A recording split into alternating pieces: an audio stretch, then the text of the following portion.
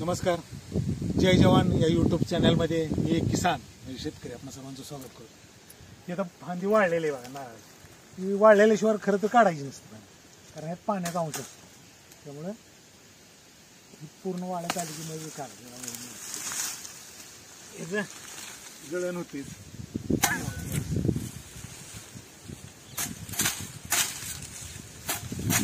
खराटा होतो त्याचा खराटा होऊ शकतो पण त्याचा एवढा आपल्याला वेळ नाही.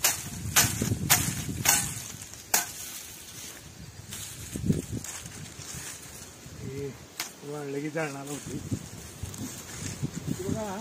हे झाड आहेत हापूस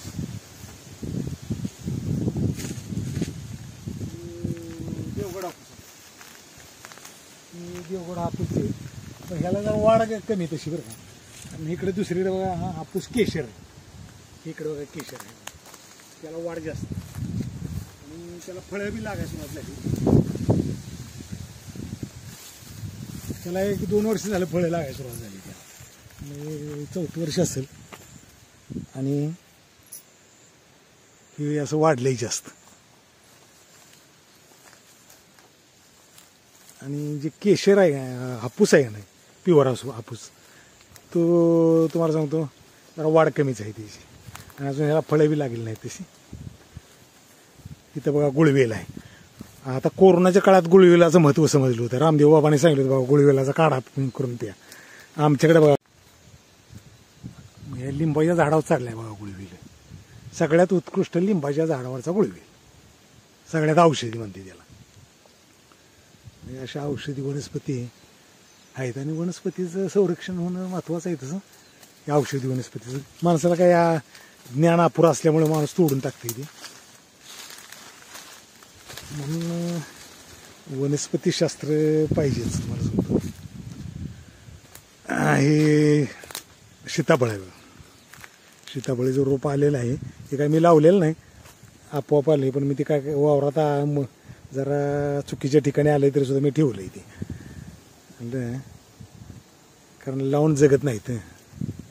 झाडं लावायचं तुम्हाला सांगतो सोपं पण जगवायचं लय अवघड. म्हणजे ते म्हणतात का नाही झाडं लावणं म्हणजे मातीवर मातीनं माती लिहिण्यासारखं आहे. पण झाडं जगवणं हे पाण्यावर पाण्यानं पाणी लिहिणं जसं आहे. झाडांची काळजी घ्यायला लय लागते. त्याला लावायचं काय लावते ती सगळ्या बघा दरवर्षी सगळं वृक्षारोपणच चाललेलं आहे. त्याची जगते ती किती अवघड आहे सगळं. आता हे गॅस वाटल्यामुळेच जंगल वाढलंय नाही तर कशी भरदार आल्या बघा तू.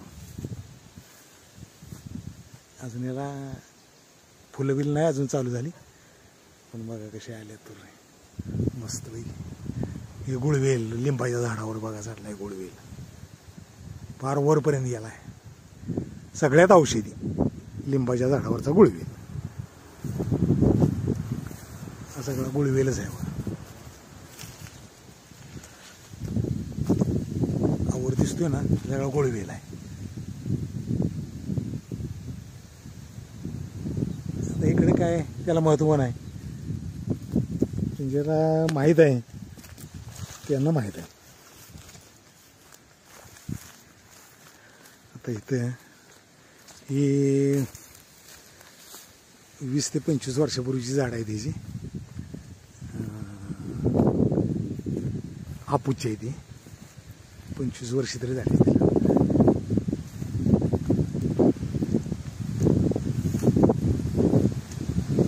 ती झाड आहे.